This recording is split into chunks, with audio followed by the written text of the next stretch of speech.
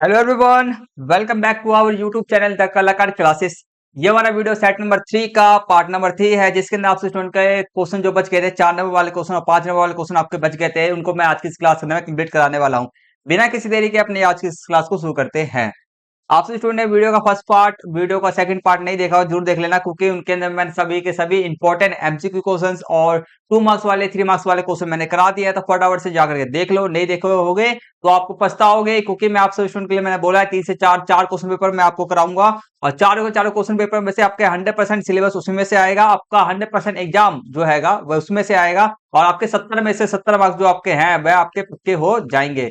तो 70 में से 70 चाहिए तो फटाफट से देखो वीडियो। ठीक है, सभी वीडियो का लिंक आपको मैं इस वाली वीडियो के डिस्क्रिप्शन बॉक्स में दे दूंगा। चलो शुरू करते हैं अपनी क्लास को। तो चलो चलो ये रहा। तो हमारे जो खंड स्टार्ट हो रहा था, इससे पहले के सारे क्वेश्चन मैंने 3 नंबर वाले क्वेश्चन कंप्लीट करा दिए थे। अब जो आपका नेक्स्ट क्वेश्चन है वह खंड से स्टार्ट हो रहा है, हमारा खंड हरा स्टार्ट हो रहेगा, और इसको डी खंड भी कह सकते हो आप। एंड सेक्शन डी, यहाँ से क्वेश्चन जो हमारा स्टार्ट हो रहा है 31 से क्वेश्चन हमारा स्टार्ट हो रहा है, और ये सब जो हमारे क्वेश्चन हैं या अपना 31 से 33 तक आप जो क्वेश्चन है वह आपके 4 मार्क्स वाले सारे क्वेश्चन है। ठीक है, ध्यान रखना। तो आपको सबसे पहले जो ये फिगर आपके सामने में दिखाई दे रहा है, फिक्चर, इसको फिक्चर बोला जाएगा।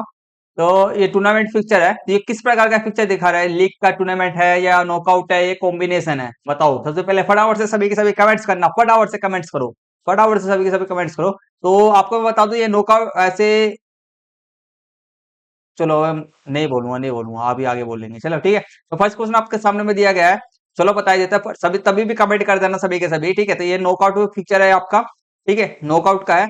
और इसमें बात की जाए, हमारा पहला फर्स्ट क्वेश्चन देखो, जैसे कि ऊपर दिए गए पिक्चर के आधार पर निम्नलिखित प्रश्नों को उत्तर देना है हमारे को। ठीक है, तो फर्स्ट क्वेश्चन आपका है, मैचों की गणना करने की का सूत्र बताइए। सबसे पहले मैचों की गणना बाद में करेंगे, पहले ये हमारे को पिक्चर पता होना जरूरी है। ये कौन सा पिक्चर आपका? नॉकआउट है। ठीक है, नॉकआउट टूर्नामेंट है ये आपका। तो नॉकआउट टूर्नामेंट का ये आपका फिक्चर है। तो इसका नॉकआउट के अंदर में आपका सूत्र क्या होता है? टीमों की संख्या निकालने का, मैचों की संख्या निकालने का, n-1 होता है। पहले का आंसर कंप्लीट। नेक्स्ट देखो, बाई, ठीक है, यहाँ पे ये बाई है लिखा हुआ, क्या है? बाई। बाई नंबर 2 किस टीम को अपीत किया जाएगा, मतलब दिया जाएगा, ये बताना है। बाई नंबर 2, ठीक है, आपने तो देख रहे होगा टोटल 3 बाई दिए गया है। ठीक है, तो टोटल 3 बाई है, तो बोला जा रहा है दूसरा बाई किसको दिया गया है। ठीक है, तो पहला बाई, सबसे पहला बाई जो आपका होता है आपके निचले अर्थ के पहले सबसे लास्ट की टीम को मिलता है, मतलब कि 13 को मिला है। फिर जाकर के आपका सेकंड,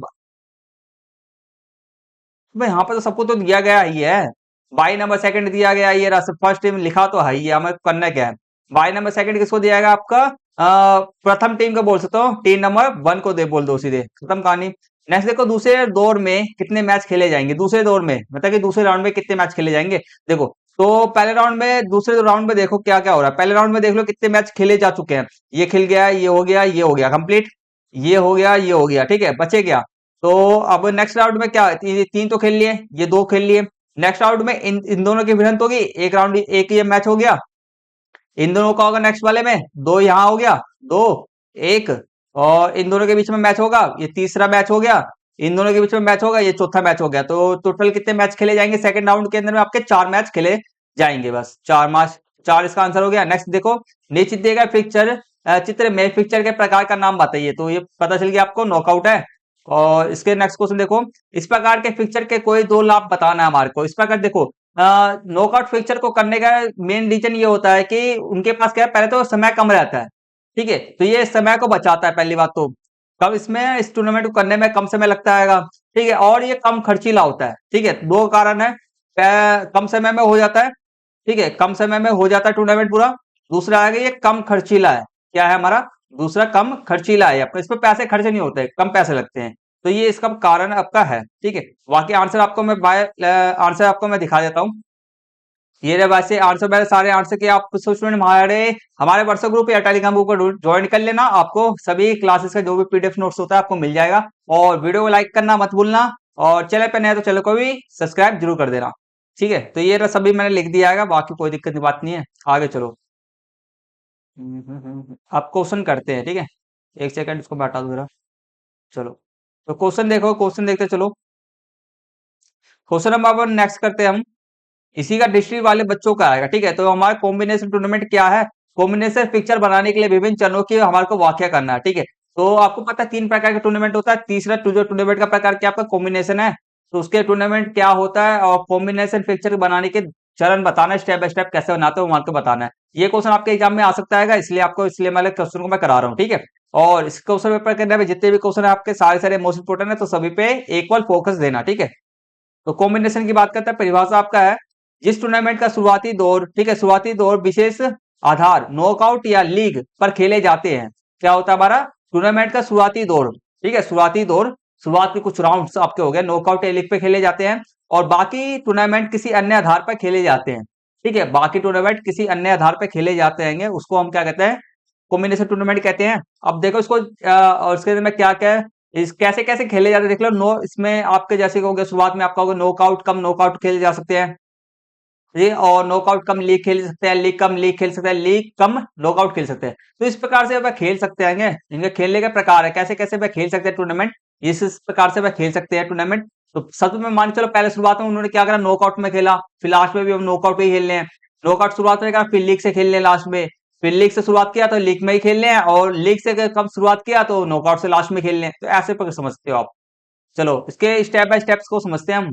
तो कॉम्बिनेशन टूर्नामेंट में पिक्चर बनाने के विभिन्न चरण है, ठीक है। आपको मैं थोड़ा सा तेजी तेजी से पढ़ा रहा हूँ, जल्दी जल्दी पढ़ा रहा हूँ, क्योंकि समय हमारे पास कम है और करना भी हमारे पास है, एक और क्वेश्चन पेपर हमारा बचा हुआ है, तो इसलिए सॉरी, और जल्दी, ठीक है।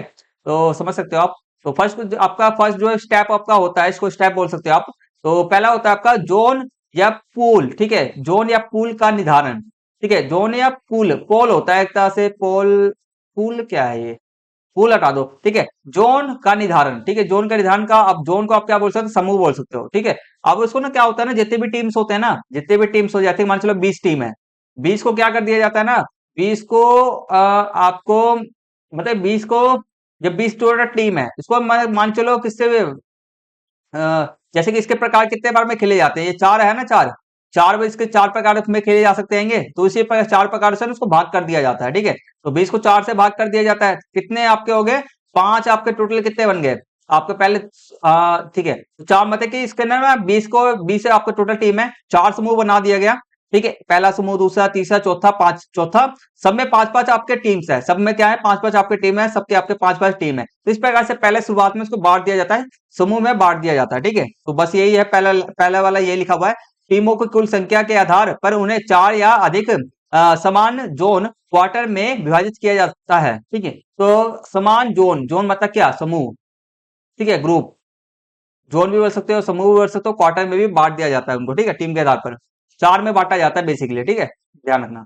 नेक्स्ट आपका आएगा जोन स्तर के मैच। अब क्या आएगा, जोन स्तर के मैच होते हैं, अब मैच कराया जाता है उनके बीच में, ठीक है, टीम बांट दिया गया, समूह में बांट दिया गया, और समूह को समूह से ही, दूसरे ग्रुप को ग्रुप से ही टूर्नामेंट कराया जाएगा उनका, ठीक। तो प्रत्येक जोन के भीतर मैच नॉकआउट या लीग आधार पर आयोजित किए जाते हैं। अब 4 को 4 समूह खेलेंगे आपस में, या तो नॉकआउट में के आधार पर खेलेंगे, या तो हमारा लीग के आधार पर वह चारों आपस में खेलेंगे, ठीक है। अब देखो जोन विजेता का चयन, जोन विजेता का चयन, अब खेल तो लिए, अब विजेता का चयन होगा, तो प्रत्येक जोन से एक विजेता टीम का चयन किया जाएगा। अब प्रत्येक जोन से, ठीक है, अलग अलग जोन है, जैसे कि हमने 4 समूह बनाया था, 4 मतलब कि 4 जो टीम है ना, 4 जो हमने हमारे बनाया था, तो उसमें 4 में कितने हमारे 5-5 ग्रुप है, तो वही अब पहले अपने आपस में खेलेंगे, ठीक है, वही आपस में खेलेंगे, वही आपस में खेलेंगे, 5 ये वाले भी खेलेंगे, ये भी आपस में खेलेंगे, ये भी आपस में खेलेंगे। फिर इनमें से एक टीम बाहर निकलेगा, एक टीम बाहर निकलेगा, एक टीम बाहर निकलेगा, एक टीम बाहर निकलेगा, ठीक है। तो वही फिर लास्ट में जाके आपस में, फिर लास्ट में जाके वे अपने आपस में खेलेंगे।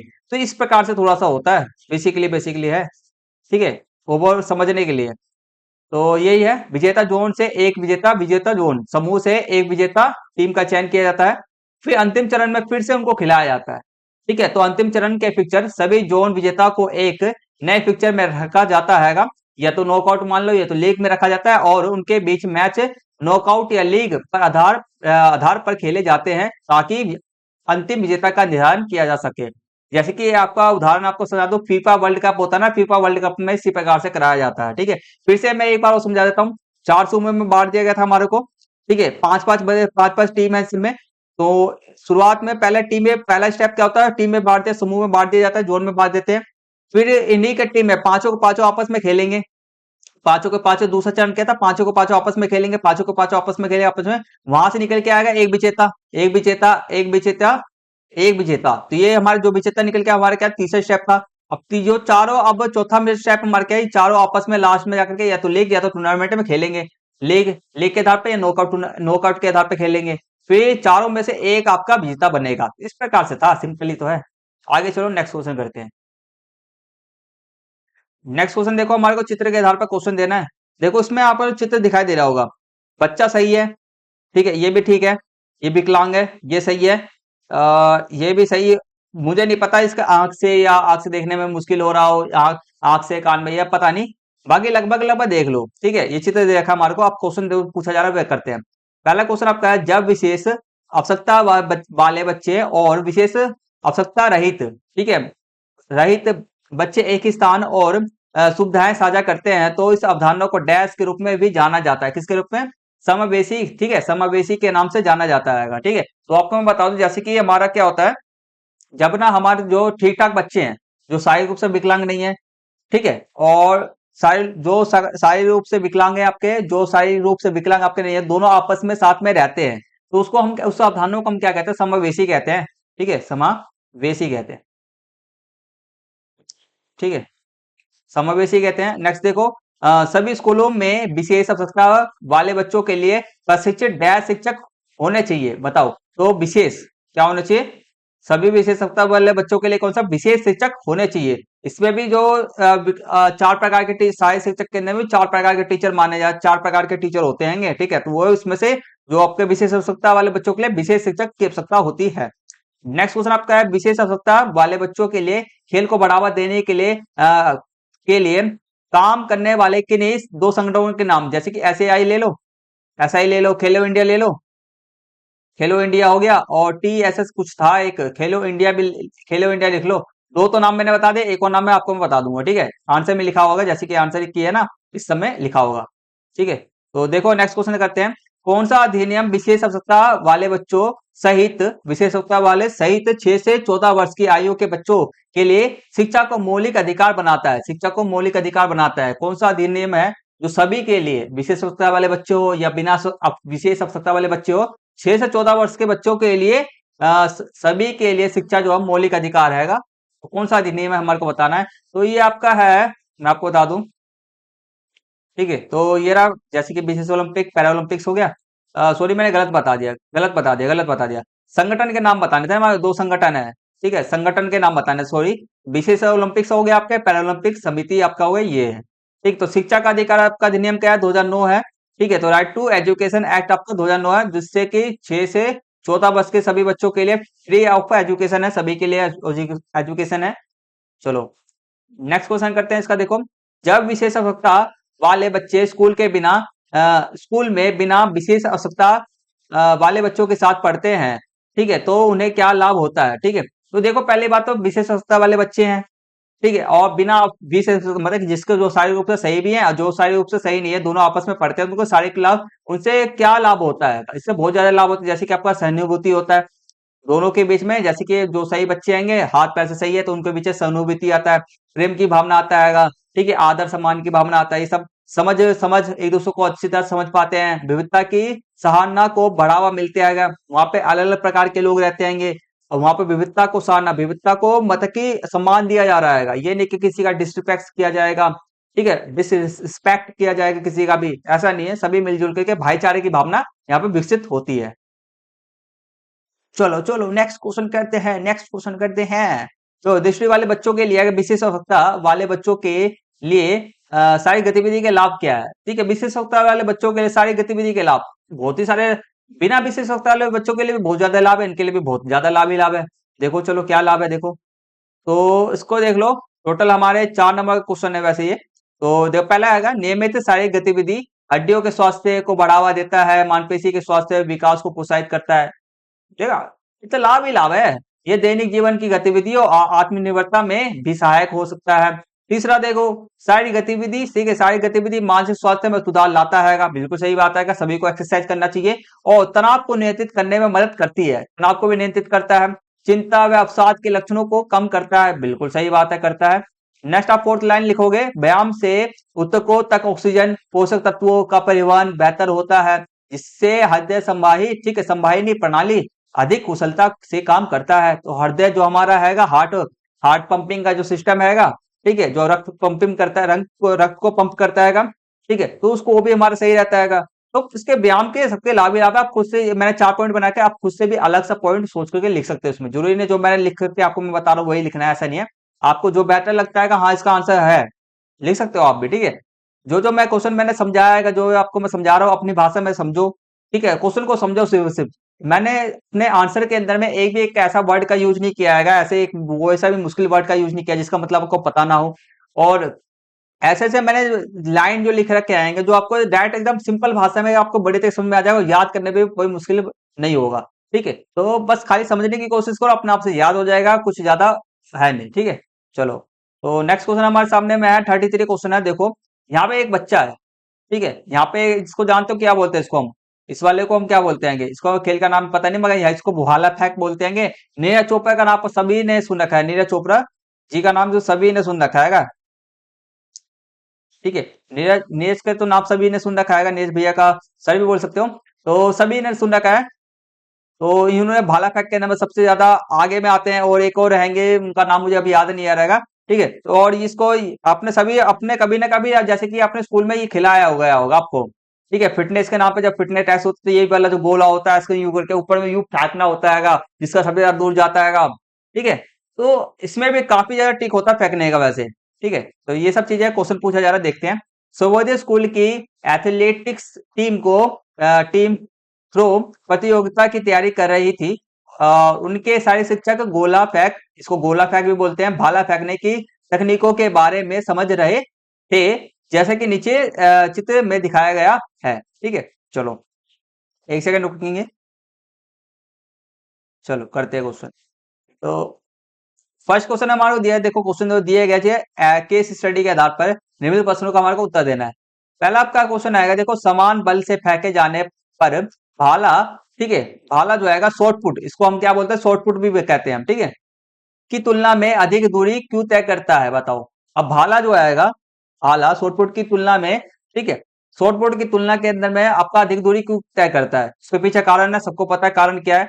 देखो, जैसे कि पहला आपका कारण है, भाला शॉर्टपुट की तुलना में अधिक दूरी तय करता है क्योंकि उसका वायु गतिकीय, ठीक है, वायु गतिकीय आकार बेहतर होता है। आगे से क्या होता है, वह नुकीला रहता है, ठीक है, और जिससे वायु प्रतिरोध कम होता है, जिससे क्या वायु का प्रतिरोध, वायु उसको रोकता नहीं है ज्यादा से ज्यादा। और जैसे कि एरोप्लेन का जो एरोप्लेन आपने सुना है, एरोप्लेन कैसे होता है, आगे से तिरछा त्रिकोण टाइप का रहता है, क्यों रहता है, उसको चौड़ा क्यों नहीं कर देते हम, अगर चौड़ा कर देंगे तो वायु को क्या करेगा, आधे से वायु उसको रोकेगा ज्यादा से ज्यादा उठने, ठीक है।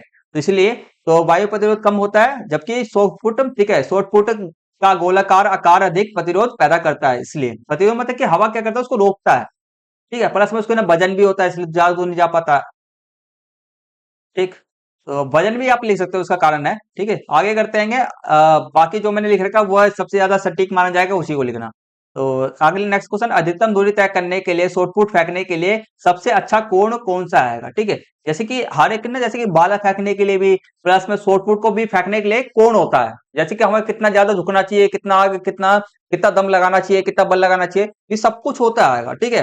तो हमारा जो है फिजिकल एजुकेशन में के अंदर में सब कुछ है कि कितने डिग्री कितने के कोण पे फेंकेगी तो कितना दूर जाएगा, ऐसा है सीरियस में है, ठीक है। तो मैं आपको बताता हूँ क्या है, देखो। तो आपका है अधिकतम दूरी तय करने के लिए शॉर्टपुट फेंकने का सबसे अच्छा कोण आपका लगभग जो होता है आपका 40 से 45 के बीच होता है, ठीक है। 40 से 45 डिग्री के बीच में आप फेंकोगे ना शॉर्टपुट का, तो ज्यादा से ज्यादा दूर जाएगा, ठीक है।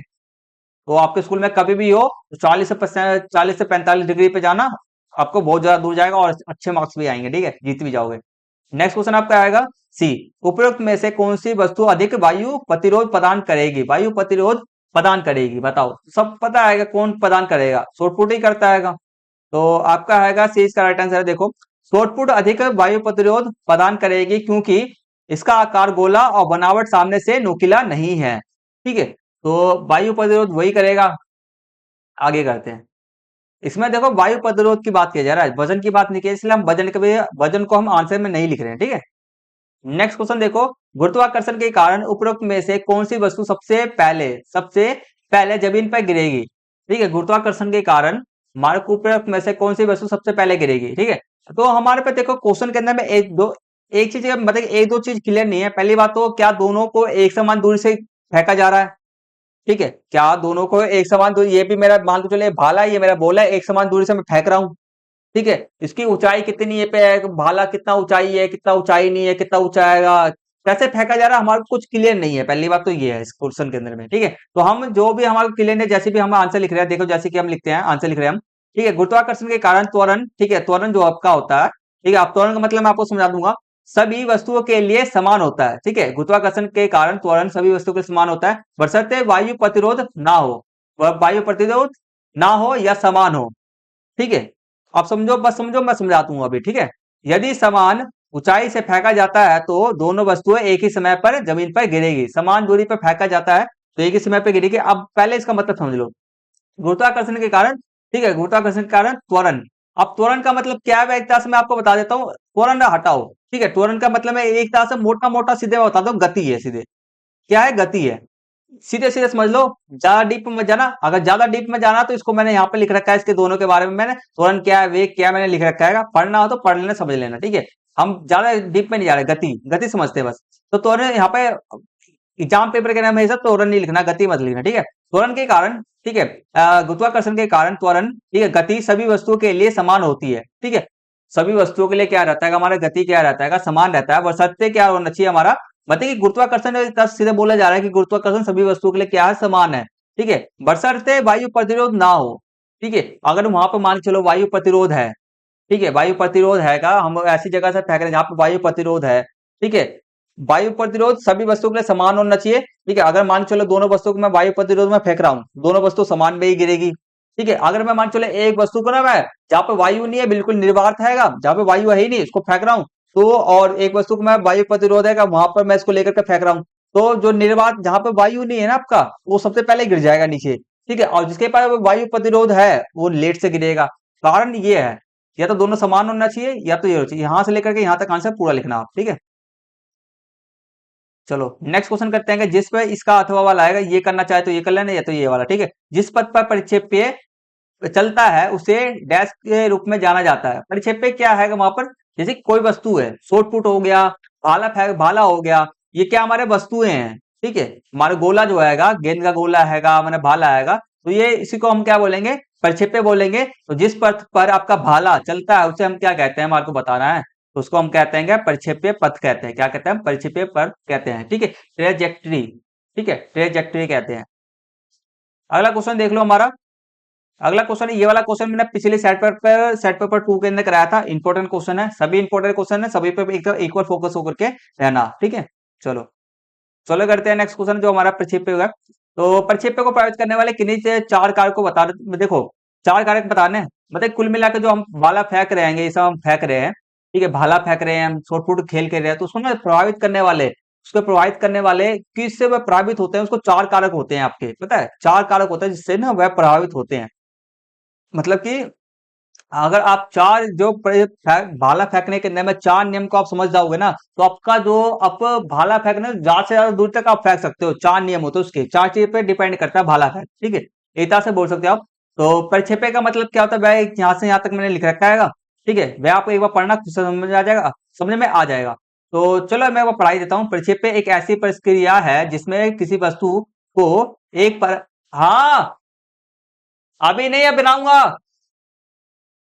ठीक है, देखो, सॉरी फॉर डिस्टर्बेंस।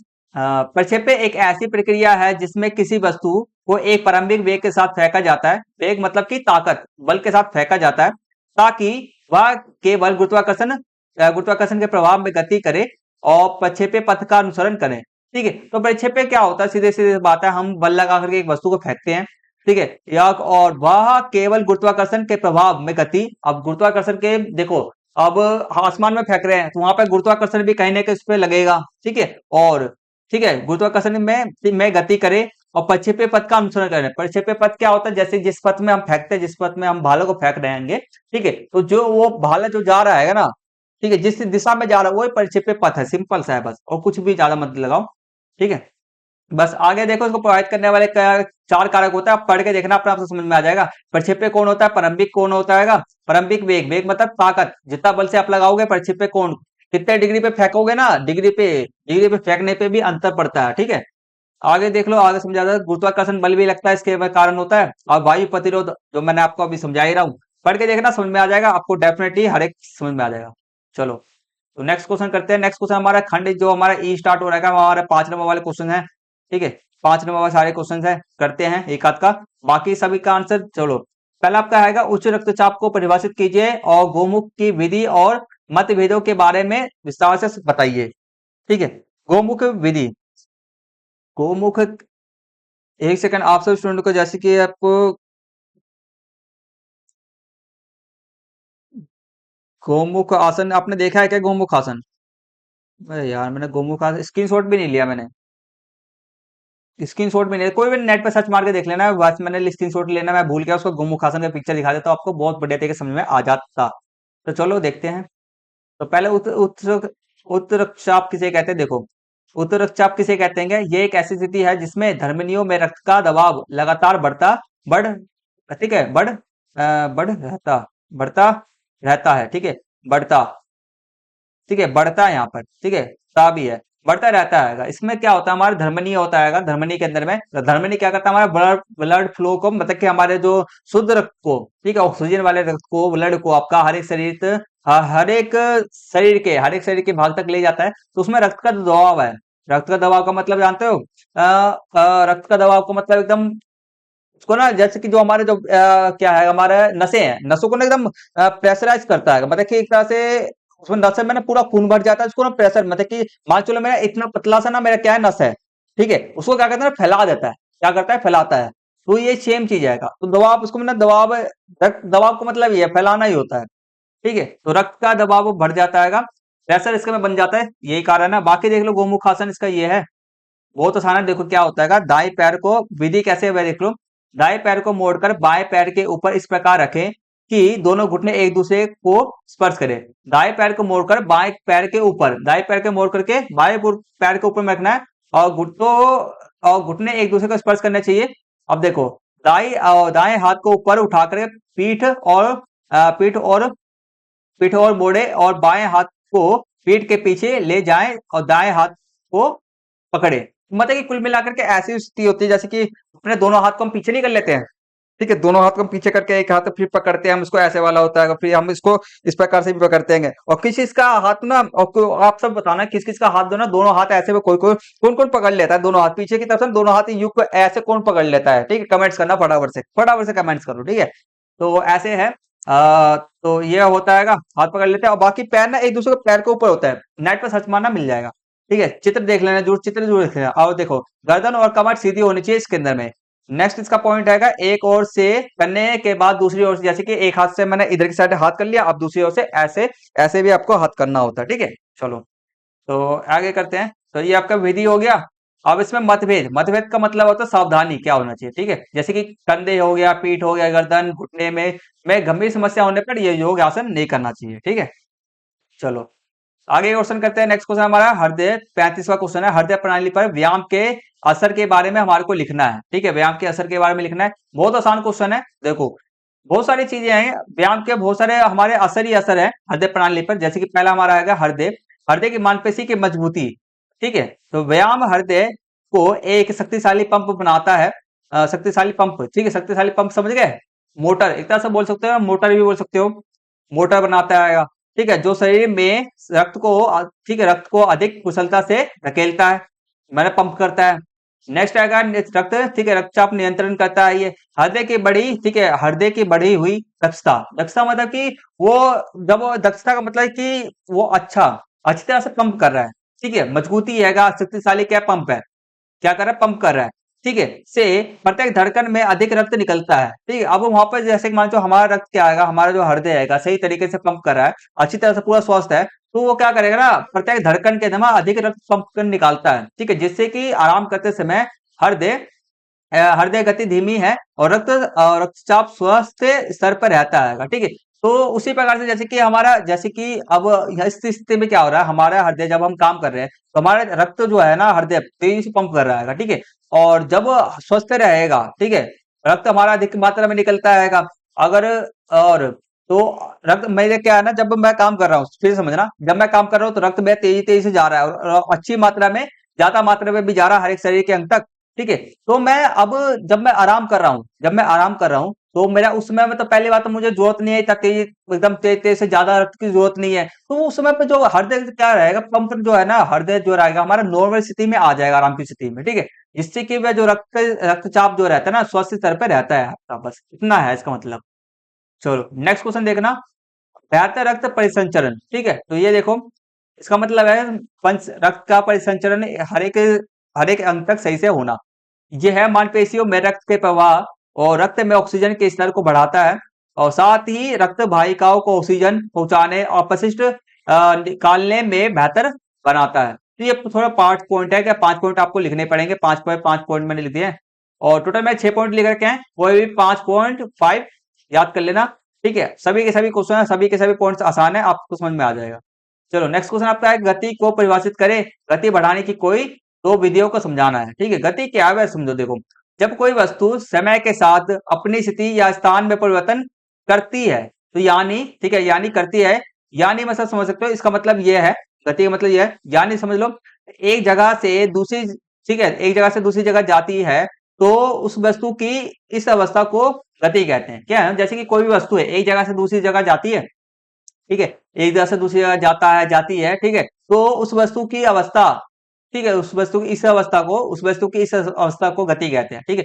या ये वाला समझ लो, जब कोई वस्तु समय के साथ अपनी स्थिति या स्थान में परिवर्तन करता है, जैसे कि एक एक दौड़ने वाला लड़का है, क्या है, ठीक है, दौड़ने वाला लड़का आएगा आपका, तो वो क्या कर रहेगा, पहले यहाँ पर स्टार्टिंग पॉइंट से यहाँ था, अब यहाँ पर पहुंच गया, ठीक है। तो शुरू से चल करके वह यहाँ पर क्या करा, उसने अपने गति में परिवर्तन कर लिया, इसी को हम क्या कहेंगे, उसने पहले, सॉरी गति में गति मत बोलो यहाँ पर, उसने पहले अवस्था से दूसरी अवस्था के अंदर में परिवर्तन हो गया, पहली अवस्था से दूसरी अवस्था में परिवर्तन हो गया, तो उसी को हम क्या कहेंगे, गति कहेंगे। तो ये पॉइंट्स हैं। बाकी इसके विधि, इसके उपयोग देखो।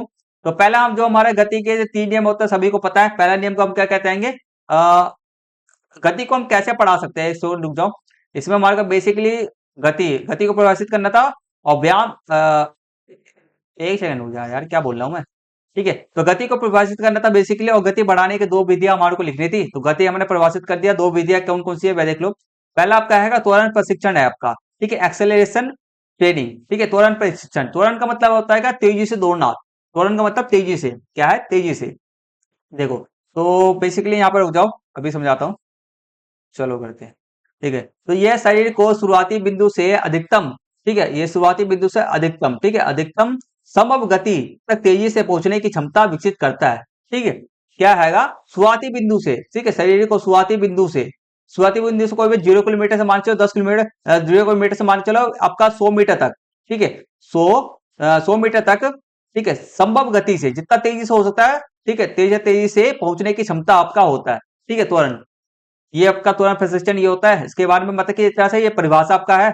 और देखो इसको हम कैसे कैसे करते हैं, ठीक है, कैसे हम इसको बढ़ा सकते हैं, कैसे हम करते हैं, इसमें स्प्रिंट, छोटे तेज दौड़ होते हैं, और स्टार्टिंग पॉइंट से तेज दौड़ना, और गति विशिष्ट ड्रिल, जैसे कि तेजी गति, ठीक है, तेज कदमों से आगे पीछे चलना, ये सब प्रशिक्षण के कैसे कैसे हम इसको बढ़ा सकते हैं, ठीक है, गति को शामिल है, जो मांसपेशी को तेजी से संकोचन और बेहतर समन्वय पर जोर देती है।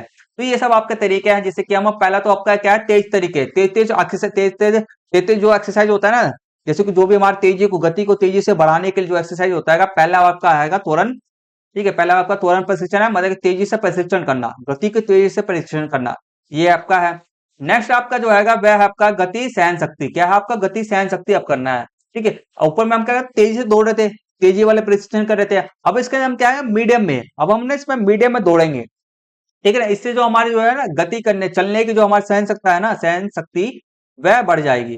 तो गति सहन शक्ति देखो, यह किसी निश्चित गति को, ठीक है, कोई भी निश्चित, मान के चलो 20 किलोमीटर प्रति घंटे से आप दौड़ रहे हो, तो वही समझ लो, ठीक है, 20 किलोमीटर प्रति घंटे से आप दौड़ रहे हो, को लंबे समय तक बनाए रखने की क्षमता को विकसित करता है।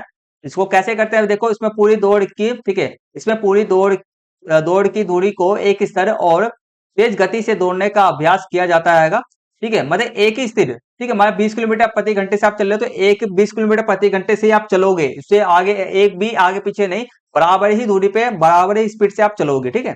और जिससे एथलीट दौड़ के अंत तक अपनी गति बनाए रख सकते हैं, अपनी गति उसी जो स्थिति में है उसी स्थिति में बनाए रखते हैं, ठीक है। चलो तो अब देखो नेक्स्ट वाला जो हमारा क्वेश्चन बच गया था, लास्ट क्वेश्चन हमारा बच रहेगा, खेलों में न्यूटन के गति के नियमों के अनुप्रयोग हमारे को दर्शाना है। बहुत आसान है का भाई, देखो चलो, खेलों को न्यूटन में गति के नियमों का अनुसरण, पहला नियम जो सबको पता है, न्यूटन का पहला नियम या गति का नियम पहला नियम बोल सकते हो, या आप जड़त्व का नियम बोल सकते हो। ठीक है, जड़त्व क्या, अब नियम की परिभाषा लिखेंगे और उसके अनुप्रयोग हम लिखेंगे। नियम आपका है, कोई वस्तु जब तक अपनी विराम अवस्था में, रुकी हुई अवस्था में या स्थिर अवस्था में, ठीक है, स्थिर अवस्था में या एक समान गति की अवस्था में रहती है, जब तक उस पर कोई बाहरी बल ना लगाया जाए। ठीक है, खेलों में अनुप्रयोग देख लो, जैसे कि गेंद का स्थिर रहना, एक फुटबॉल किक लगाने, ठीक है, लगने तक स्थिर रहती है, और एक बार गतिमान होने के बाद वह तब तक चलती रहती है जब तक उस पर बाहरी बल जैसे कि घर्षण या खिलाड़ी का पैर उसे ना रोक दे। ठीक है, तो ये आपका इसका उपयोग हो गया। आगे देखो नेक्स्ट क्वेश्चन आएगा, सेकंड नियम है आपका, न्यूटन का दूसरा नियम आपका हैगा, इसको हम त्वरण का नियम भी हम कहते हैं। तो नियम समझ लो, किसी वस्तु में उत्पन्न त्वरण, किसी वस्तु में उत्पन्न त्वरण गति में परिवर्तन, ठीक है, गति में परिवर्तन, उत्पन्न त्वरण मतलब गति में परिवर्तन, उस पर लगाए गए बल के समानुपाती और उसके द्रव्यमान के व्यक्त व्यक्तक्रम, ठीक है, व्यक्तक्रम अनुपाती होता है। ठीक है, कहने का मतलब क्या आएगा, इसमें सीधे सीधे बोला जा रहा है किसी वस्तु के त्वरण, त्वरण मतलब गति, क्या आपका गति है, ठीक है, त्वरण है, तो किसी वस्तु में उत्पन्न गति, ठीक है, उत्पन्न गति, उस पर लगाया गया बल, ठीक है, मतलब कि जितना मैं उस पर बल लगाऊंगा उतनी ही गति करेगा। जैसे कि एक फुटबॉल है, ठीक है, इसमें मैं जितना बल लगाऊंगा, मैं क्या लगाऊंगा, बल लगाऊंगा, उतना ही वह क्या करेगा, तेजी से गति करेगा। ठीक है, तो ये बल के क्या होगा, समानुपाती हो गया। गति क्या आएगा, गति से आपका बल से गति बढ़ेगा, ठीक है, और गति बढ़ा इसका मतलब क्या, हमने बल लगाया है, तो समानुपाती हो गया। अगला देखो, अब ये जो होता है, अब देखो गति जो आपका होता है बल के समानुपाती है, मगर जो आपका द्रव्यमान का व्यक्त अनुपाती है, इसका मतलब क्या आएगा, जितना ज्यादा द्रव्यमान रहेगा, ठीक है, वो इतना जल्दी रुकेगा भी ना। ठीक है, तो बस ये इतना कहना चाहता है। तो इसका फॉर्मूला क्या होता है, F बराबर एम ए होता है।